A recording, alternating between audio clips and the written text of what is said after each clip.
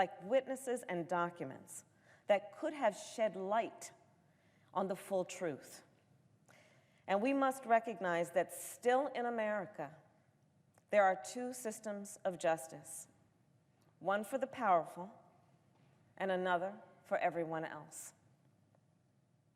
So let's speak the truth about what our two systems of justice actually mean in the real world. It means that in our country, too many people walk into courthouses and face systemic bias. Too often, they lack adequate legal representation, whether they are overworked, underpaid, or both. It means that a young man named Emmett Till was falsely accused and then murdered, but his murderer didn't have to spend a day in jail. It means that 4 young black men had their lives taken and turned upside down after being falsely accused of a crime in Groveland, Florida. It means that right now, too many people in America are sitting in jail without having yet been convicted of a crime, but simply because they cannot afford bail. And it means that future presidents of the United States will remember that the United States Senate failed to hold Donald Trump accountable, and they will be emboldened to abuse their power, knowing there will be no consequence. Donald Trump knows all this better than anybody. He may not acknowledge that we have two systems of justice, but he knows the institutions in this country, be it courts or the Senate, are set up to protect powerful people like him. He told us as much when regarding the sexual assault of women. He said, quote, "When you're a star, they let you do it. You can do anything." He said that Article 2 of the United States Constitution gives him as president the right to do whatever he wants. Trump has shown us through his words and actions that he thinks he is above the law. And when the American people see the president acting as though he is above the law, it understandably leaves them feeling untrustful of our system of justice, distrustful of our democracy. When the United States Senate refuses to hold him accountable, it reinforces that loss of trust in our system. Now, I'm under no illusion that the body is poised to hold this president accountable. But despite the conduct of the United States Senate in this impeachment trial, the American people must continue to strive toward the more perfect union that our Constitution promises. And it's going to take all of us in every state, every town, everywhere, to continue fighting for the best of who we are as a country. We each have an important role to play in fighting for those words inscribed on that United States Supreme Court, equal justice under law. Frederick Douglass, who, like many, I consider to be one of the founders of our nation, wrote that, quote, "The whole history of the progress of human liberty, that all concessions yet made to her august claims have been born of earnest struggle." The impeachment of Donald Trump has been one of those earnest struggles for liberty. In this fight, like so many before it, it has been a fight against tyranny.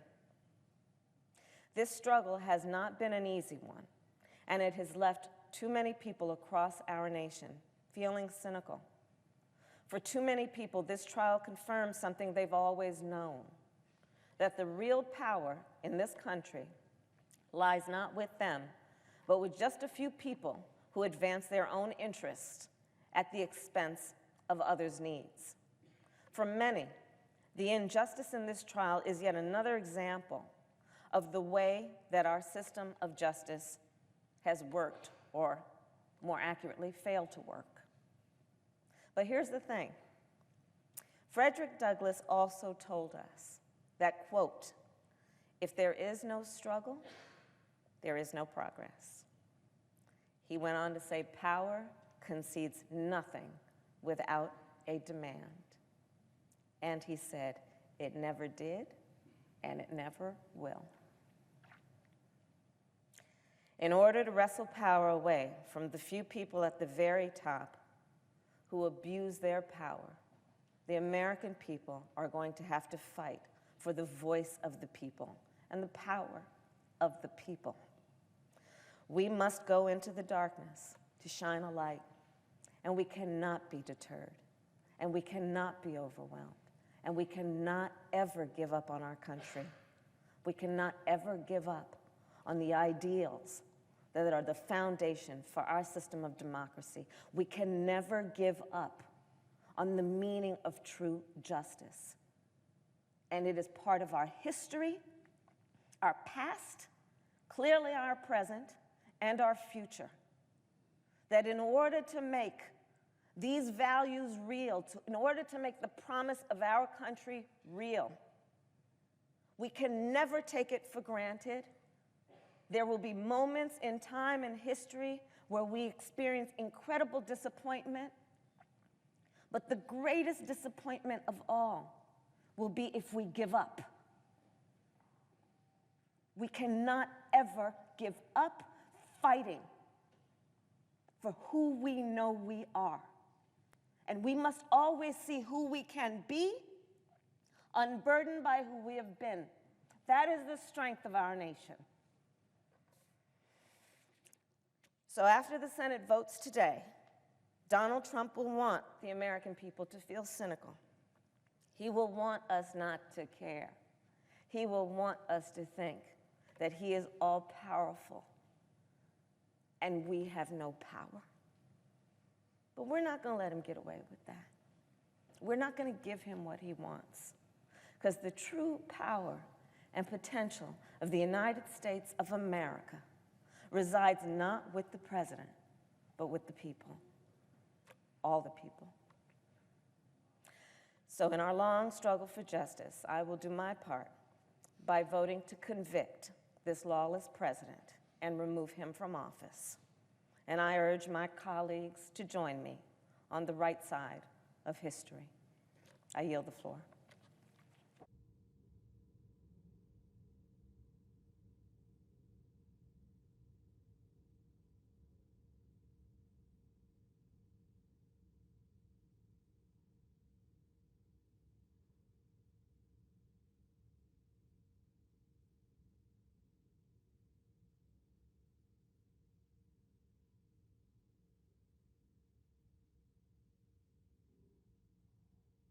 Mr. President? Senator from New Hampshire.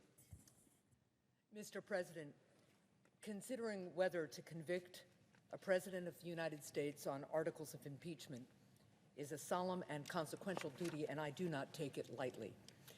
Even before we had a country, our founders put forward the notion of country first, pledging in the Declaration of Independence their lives, fortunes, and sacred honor, a pledge they made to an idea, imagining and hoping for a country where no one was above the law, where no one had absolute power.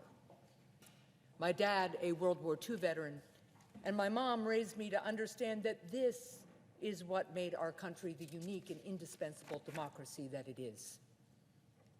My obligation throughout this process has been to listen carefully to the case that the House managers put forward and the defenses asserted by the President's lawyers, and then to carefully consider the constitutional basis for impeachment, the intent of our founders, and the facts. That's what I have done over the past few days. The Senate heard extensive presentations from both sides and answers to the almost 200 questions that senators posed to the House managers and the President's advocates. The facts clearly show that President Trump abused the public's sacred trust by using taxpayer dollars to extort a foreign government into providing misinformation about a feared political opponent. Let me repeat that. The President of the United States used taxpayer money that had been authorized, obligated, and cleared for delivery as critical military aid to Ukraine to try to force that country to interfere in our elections. He violated the law and the public trust. And he put our national security and the lives of Ukrainian soldiers on the front lines of Russian aggression at risk. Although the country was alerted to the possibility that the president had crossed a critical line because of revelations about his now infamous July 25th phone call, it is not the phone call alone that led to the president's impeachment. Instead, the phone call was a pivotal point in a scheme that had started earlier, spearheaded by President Trump's personal lawyer, Rudy Giuliani. Mr. Giuliani has acknowledged that he was doing the president's personal and political bidding when he engaged with the Ukrainian government. And as the newly elected anti-corruption Ukrainian government came into power, in need of recognition and support from the United States, President Trump forced officials from Ukraine and the United States to negotiate through Mr. Giuliani, conflating his personal and political interests with the national security and diplomatic interests of our country. And then, as President Zelensky resisted the request that he concoct and announce a fake investigation into the Bidens, the president and Mr. Giuliani increased the pressure. Suddenly and without explanation or a legally required notification to Congress, the president ordered that previously approved and critically needed military aid to Ukraine be held up. Mr. Trump, at first through Mr. Giuliani, and then directly solicited interference with an American election from a foreign government. And he ordered others in his administration to work with Mr. Giuliani to ensure this scheme's success. Mr. President, while there is still more evidence that the Senate should have subpoenaed, both witnesses and documents, that would have given us a more complete understanding of what happened, we know as much as we do because of the courage and strength of American patriots who put country before self. Patriots like the intelligence community whistleblower, who was followed by Army Lieutenant Colonel Alexander Vindman, and former U.S. ambassadors to Ukraine, Marie Yovanovitch and William Taylor, as well as current members of the administration. These Americans who came forward were doing exactly what we always ask of citizens. If you see something wrong, you need to speak up. See something, say something.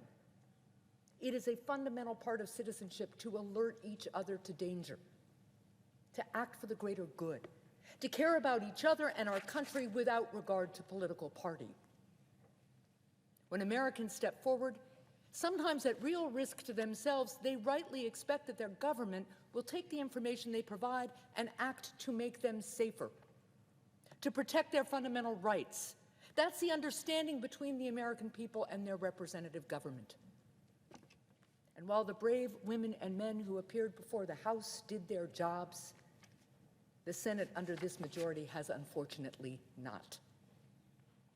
Rather than gathering full, relevant testimony under oath and with the benefit of cross-examination, the Senate majority has apparently decided that despite what it has heard, it is not interested in learning more.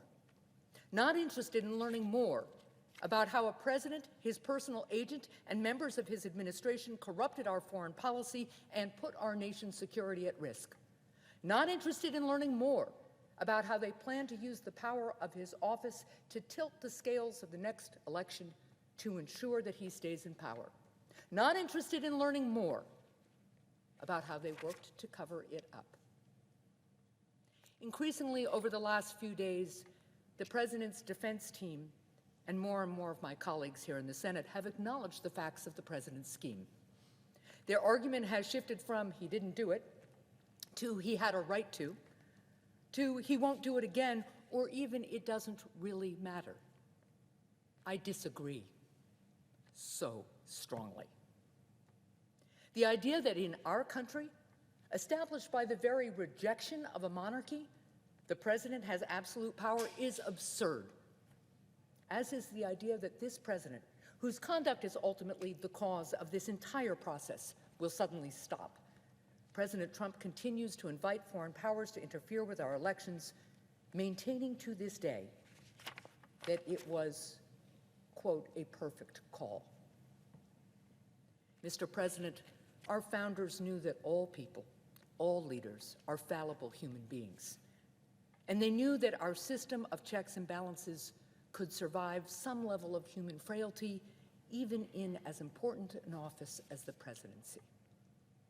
The one thing that they feared it could not survive was a president who would put self-interest before the interests of the American people, or who didn't understand the difference between the two. As citizen-in-chief and one wielding enormous power, presidents must put country first.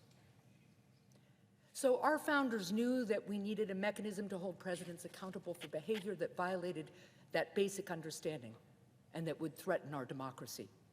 And they provided a mechanism for removal outside of the election process because of the immense damage a president could do in the time between elections.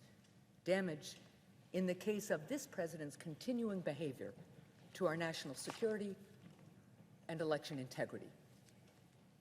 Our founders believed that they were establishing a country that would be unique in the history of humankind, a country that would be indispensable, built on the rule of law, not the whims of a ruler. Generation after generation of Americans have fought for that vision because of what it has meant to our individual and collective success and to the progress of humankind worldwide. That's the America that I have sworn an oath to protect. I will vote in favor of both articles of impeachment because the president's conduct requires it, Congress's responsibility as a co-equal branch of government requires it, and the very foundation and security of our American idea requires it. Thank you, Mr. President, and I yield the floor.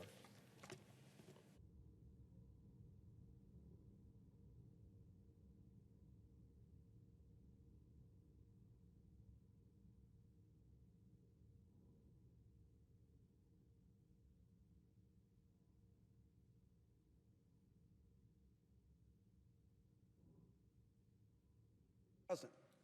Senator from Alabama.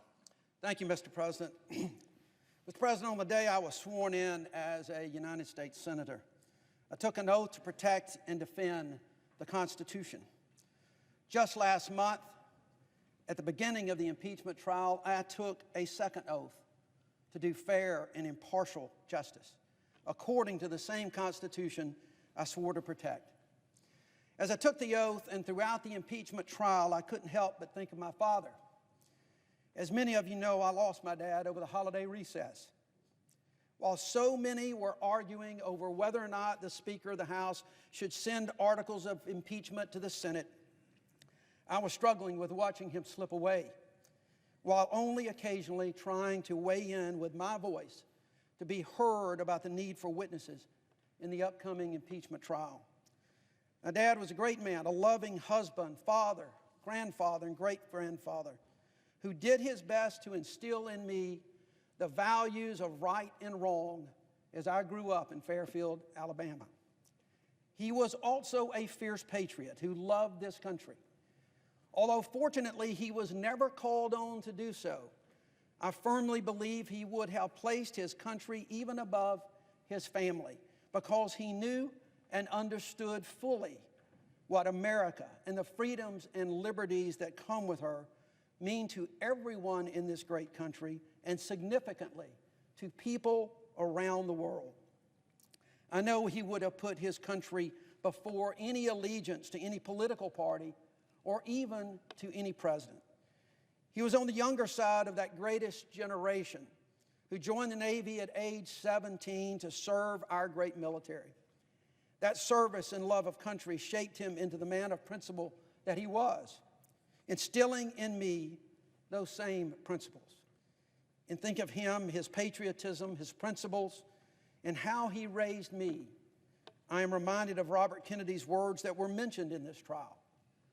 Few men are willing to brave the disapproval of their fellows, the censure of their colleagues, the wrath of their society. Moral courage is a rarer commodity than bravery in battle or great intelligence. Yet it is the one essential, vital quality for those who seek to change a world that yields most painfully to change. Candidly, to my colleagues on both sides of the aisle, I fear that moral courage, country before party, is a rare commodity these days. We can write about it and talk about it in speeches and in the media, but it is harder to put into action when political careers may be on the line. Nowhere is the dilemma more difficult than in an impeachment of the President of the United States. Very early on in this process, I implored my colleagues on both sides of the aisle in both houses of Congress to stay out of their political and partisan corners. Many did, but so many did not. Even the media continually view this entire process through partisan political eyes and how it may or may not affect an election. That is unfortunate. The country deserves better, and we must find a way to move beyond such partisan divides. The solemn oaths that I have taken have been my guides during what has been a difficult time for the country, my state, and for me personally. I did not run for the Senate hoping to participate in the impeachment trial of a duly elected president, but I cannot and will not shrink from my duty to defend the Constitution and to do impartial justice. In keeping with my oath as senator and my oath to do impartial justice, I resolved that throughout this process I would keep an open mind, to consider the evidence without regard to political affiliation, and to hear all of the evidence before making a final decision on either charge against the president. I believe that my votes later today will reflect that commitment. With the eyes of history upon us, I'm acutely aware of the precedents that this impeachment trial will set for future presidencies and Congresses. Unfortunately, I do not believe that those precedents are good ones. I am particularly concerned that we have now set a precedent that the Senate does not have to go forward with witnesses or review documents, even when those witnesses have firsthand information. And the documents would allow us to test not just the credibility of witnesses, but also test the words of counsel of both parties. It is my firm belief that the American people deserve more. In short, witnesses and documents would provide the Senate and the American people with a more complete picture of the truth. And I believe the American people deserve nothing less. That's not to say, however, that there is not sufficient evidence in which to render a judgment. There is. As a trial lawyer, I once explained this process to a jury as like putting together the pieces of a puzzle. When you open the box and spread all the pieces on the table, it's just an incoherent jumble. But one by one, you hold those pieces up, and you hold them next to each other and see what fits and what doesn't. And even if, as was often the case in my house growing up, you're missing a few pieces, even important ones, you more often than not see the picture. As I've said many times, I believe the American people deserve to see a completed puzzle, a picture with all of the pieces, pieces in the form of documents and witnesses with relevant firsthand information, which would have provided valuable context, corroboration, or contradiction to that which we have heard. But even with missing pieces, our common sense and life's experiences allow us to see the picture as it comes into full view. Throughout the trial, one piece of evidence continued to stand out for me. It was the President's statement that under the Constitution, we have Article 2 and I can do anything I want. That seems to capture this President's belief about the presidency, that he has unbridled power, unchecked by Congress or the judiciary or anyone else. That view, dangerous as it is, explains the President's actions toward Ukraine and Congress. The sum of what we've seen and heard is, unfortunately, a picture of a president who has abused the great power of his office for personal gain. A picture of a president who has placed his personal interest well above the interest of the nation, and in so doing, threatened our national security, the security of our European allies, and the security of Ukraine. The evidence clearly proves that the president used the weight of his office and the weight of the United States government to seek to coerce a foreign government to interfere in our election for his personal political benefit. His actions were more than simply inappropriate. They were an abuse of power. When I was a lawyer for the Alabama Judicial Inquiry Commission, there was a saying that the chairman of the Inquiry Commission and one of Alabama's great judges used to say, Randall Cole. Judge Cole used to say about judges who strayed from the canons of ethics that the judge left his post. Sadly, President Trump left his post with regard to the withholding of military aid to Ukraine and a White House visit for the new Ukrainian president. And in so doing, he took the great powers of the office of the President of the United States with him. Impeachment is the only check on such presidential wrongdoing. The second article of impeachment, obstruction of Congress, gave me more pause. I've struggled to understand the House's strategy and their failure to fully pursue documents and witnesses, and wished that they had done more. However, after careful consideration of the evidence developed in the hearings, the public disclosures, the legal precedents, and the trial, I believe that the president deliberately and unconstitutionally obstructed Congress by refusing to cooperate with the investigation in any way. While I am sensitive to protecting the privileges and immunities afforded to the president and his advisors, I believe it's critical to our constitutional structure that we also protect the authorities of the Congress of the United States. Here, it was clear from the outset that the president had no intention whatsoever of accommodating Congress when he blocked both witnesses and documents from being produced. In addition, he engaged in a course of conduct to threaten potential witnesses and smear the reputations of the civil servants who did come forward and provide testimony.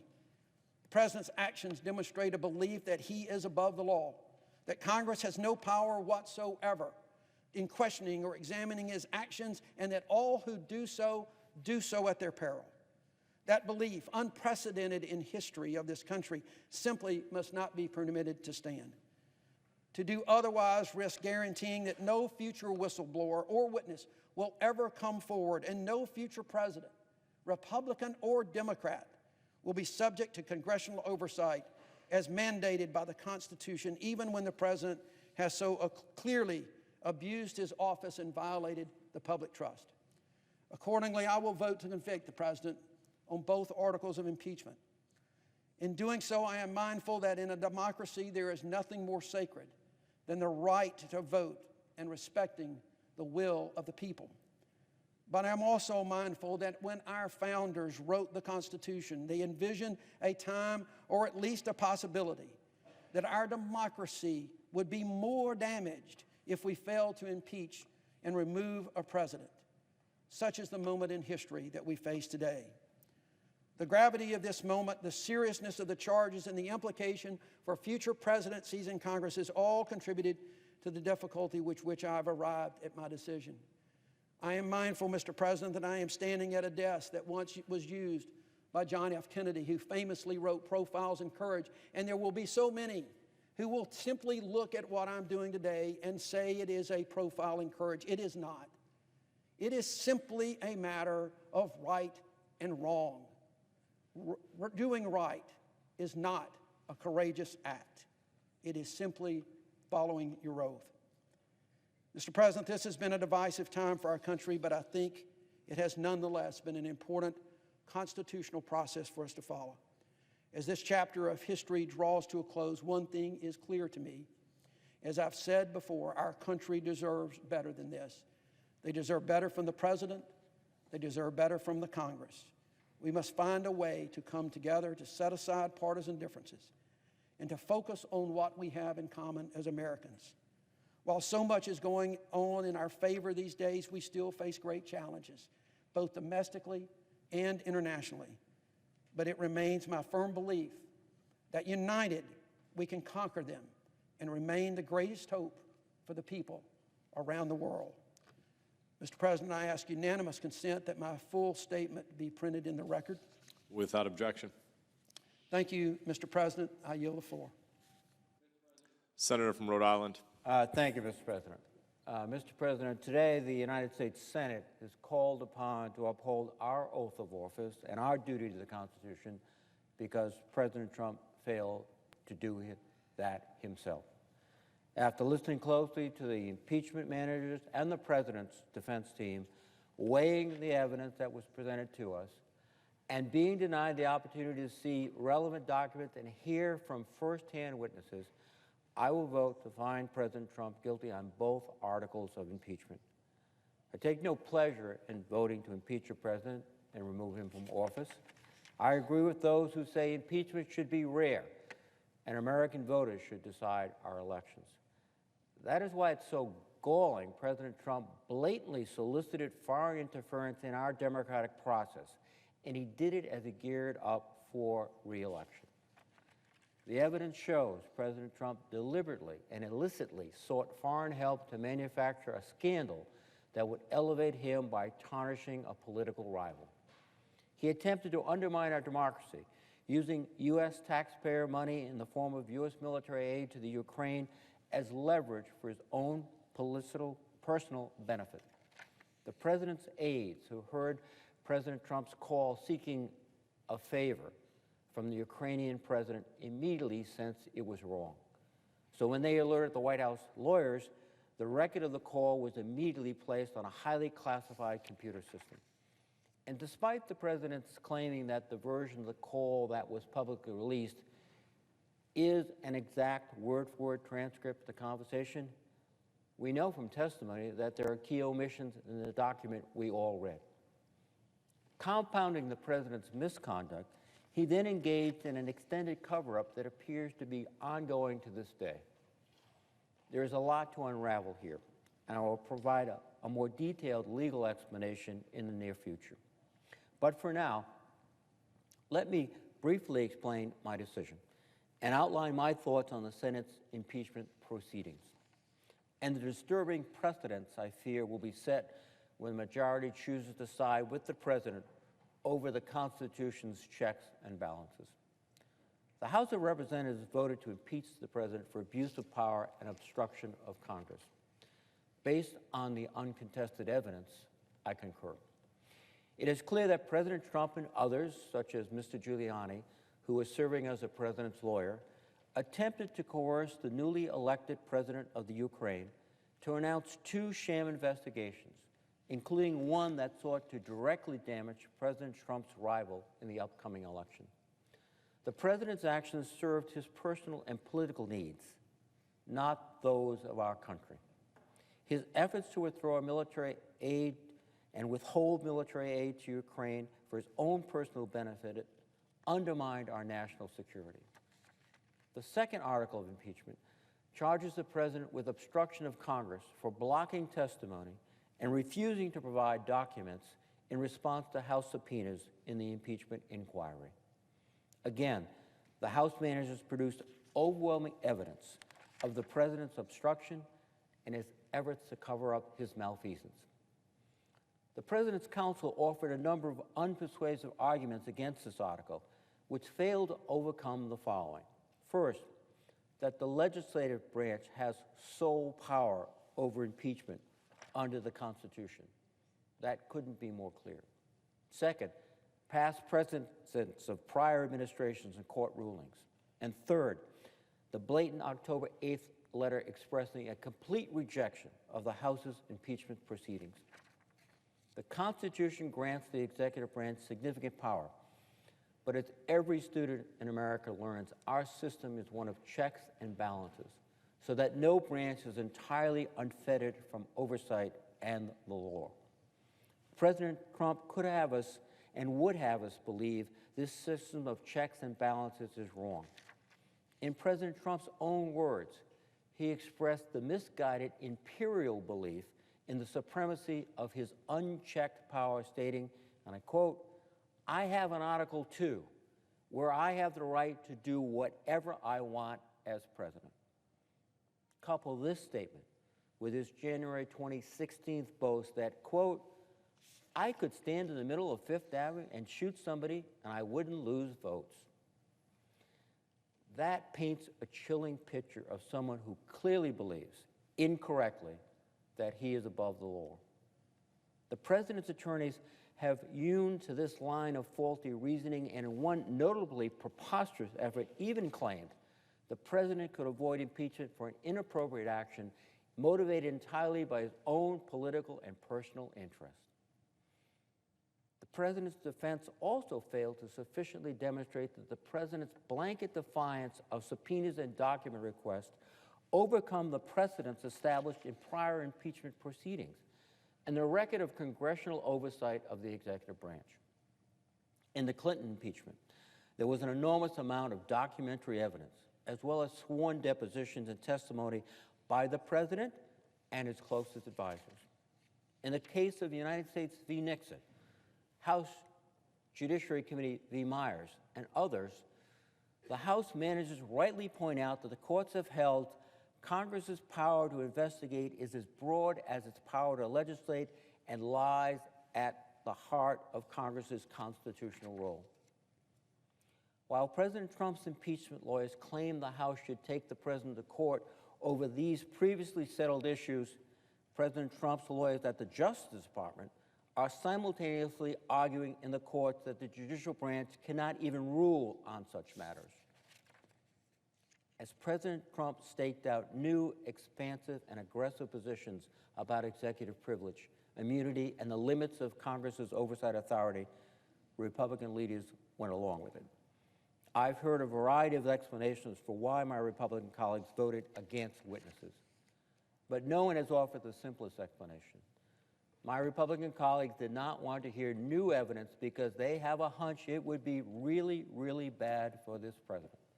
It would further expose the depth of his wrongdoing and would make it harder for them to vote to acquit.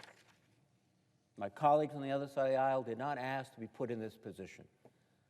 President Trump's misconduct forced it upon them. But in the partisan rush to spare President Trump from having his staff and former staff publicly testify against him under oath, a bar has been lowered. A constitutional guardrail has been removed. The Senate has been voluntarily weakened, and our oversight powers severely diminished. This short-term maneuver to shield President Trump from the truth is a severe blow against good government that will do lasting damage to this institution and our democracy. I hope one day the damage can be repaired. The arc of history is indeed long, and it does bend towards justice, but not today. Today, the United States Senate and the American people have been denied access to relevant, available evidence and firsthand witnesses. We've been prohibited from considering new material information that became available after the House's impeachment vote. The Constitution is our national compass, but at this critical moment, clouded by the fog of President Trump's misconduct, the Senate majority has lost its way, no longer guided by the Constitution. In order to regain our moral bearings, stay true to our core values, and navigate a better path forward, we must hold President Trump accountable. The president was wrong to invite foreign interference in our democracy. He was wrong to try and stonewall the investigation. And he is wrong if he tries and he thinks he is above the law. And with that, Mr. President, I would yield the floor.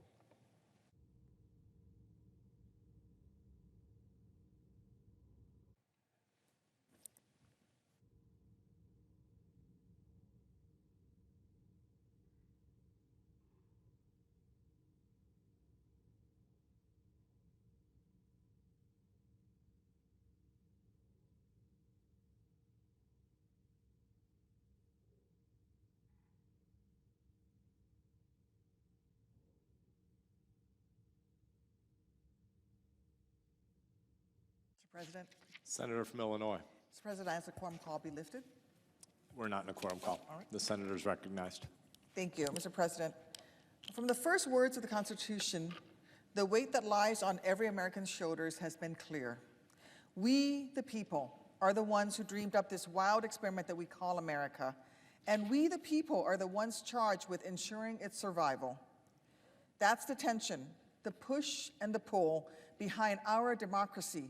Because while there's no greater privilege than living in a country whose Constitution guarantees our rights, there's no greater burden than knowing that our actions could sap that very same Constitution of its power.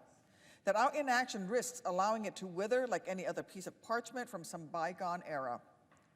For the past few weeks, it's been my sworn duty as a United States Senator to sit as an impartial juror in the impeachment trial of Donald J. Trump. And while I wish the president hadn't put our nation in this position, after listening closely, with an open mind, to both sides, it is now my duty as an American to vote on whether to remove him from office. Other than sending our troops into harm's way, I cannot think of a more serious, more somber vote to take in this chamber. But as sobering as it is, the right path forward is clear. Throughout this trial, we've seen unprecedented obstruction from the Trump administration. Obstruction so flagrant it makes Nixon in the thick of Watergate look like the motto of transparency. And yet the facts uncovered still prove the truth of the matter. Trump abused his power when he secretly withheld security aid at a White House meeting to try to force Ukraine to announce its investigations into a political rival to help him swing November's election, putting his political self-interest ahead of our national security. He smeared the name of an American ambassador, even seemingly risking her safety because she was simply too principled to further his corruption, because she was too clean to help him strong-arm Ukraine into that favor he demanded. When the reports first emerged about what he'd done, he denied it. Then, his explanation changed to, well, maybe I did do it, but it was only because I was trying to root out corruption. Except that if that were true, there'd be some documentary record to prove that, and we've seen absolutely none, even after I asked for it during the questioning period. And now, his defense team has gone so far as to claim that, well, it doesn't matter if he did do it because he's the president and the president can do anything he wants. It will help him get re-elected. Breathtaking. To put it another way, when he got caught, he lied. Then when that lie was found out, he lied again, then again, then again. And along the way, his own defense counsel could not papier-mâché together even the most basic argument to actually exonerate him. The best case they could muster boiled down to, well, when the president does it, it's not illegal. Nixon already tried that defense. It did not work then, and it does not work now. Because here's the thing, in America, we believe not in rulers, but in the rule of law. And though we've seen over the past few months, the truth has never changed. It's what National Security Council officials and decades-long diplomats testified to under oath. It's what foreign policy experts and Trump administration staffers, and yes, an American warrior with a Purple Heart, have raised their right hands and told us time after time since the House hearings began. Even some of my Republican colleagues have admitted that Trump crossed the line. Some said it as recently as this weekend, but many more said months ago that if Trump did do what he's accused of, then it would indeed be wrong. Well, now it's obvious that those allegations were true. And it's pretty clear Trump's defense team knows that also. Because if they actually believe Trump did nothing wrong, that his call was perfect, then why would they fight so hard to block the witnesses and the documents that could exonerate him from coming to light? The only reason they would have done so is if they knew that he was guilty. And today, the only reason for anyone to vote to acquit Trump is if you're okay with him trying to cover it up. Now, I know that some folks have been saying that we should acquit him, that we should ignore our constitutional duty and leave him in office because we are in an election year, and that the voters should decide his fate. That's an argument that rings hollow, because this trial was about Trump trying to cheat in the next election and rob the voters of their ability to decide. So any action other than voting to remove him would give him the license and the power to keep tampering with that race, to keep trying to turn that election into as much of a sham as an impeachment trial without witnesses. You know, I spent 23 years in the military, and one of the most critical lessons anyone who serves learns is the damage that can be done when troops don't oppose illegal orders, when fealty becomes blind and ignorance becomes intentional. And just as it's the duty of military officers to oppose unlawful orders, it is the responsibility of public servants to hold those in power accountable. Former National Security, the former NSC official Fiona Hill understood that, testifying before Congress because she knew that politics must never eclipse national security. Ambassador Bill Taylor understood that as well. The veteran who served in every administration since Reagan's answered the question at the heart of the impeachment inquiry, saying under oath that, yes, there was a clear understanding of a quid pro quo, exactly the sort of abuse of power no president should be allowed to get away with. And Lieutenant Colonel Alexander Vindman, the Purple Heart recipient who dedicated decades of his life to our armed forces, he understood the lessons of the past too, saying that here in America, right matters.